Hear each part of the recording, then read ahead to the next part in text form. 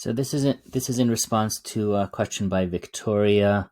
I think I was able to recreate the structure that you're talking about. So here we got the names of what I assume are teachers, age, educational level, and then in another repeating group, an array consisting of a language and a fluency level. So just to show you how I did that. Oops.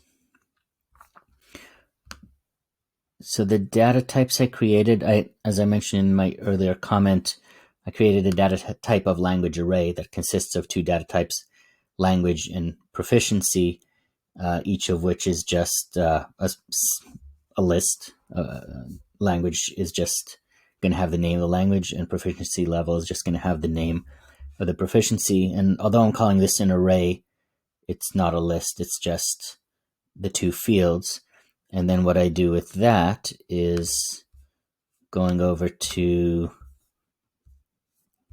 the type teacher, I make the language array entry for field for teacher just a list of language arrays, so a list of those individual pairings, and then the other three items, age, education, and name. And then I assume you could figure it out from there, but just to be explicit about it, I go over to design, I create a repeating group of type teacher, and I populate it with all the teachers in the database. And then within those, I put these teacher fields, and then the one you're interested in, another repeating group, and this is of type language array, which is, as mentioned, a list. And the data source will be the parent group's teachers language array. And then within that, you just put two text boxes, one for the language array's language's name and the other for the language's array's proficiency's name.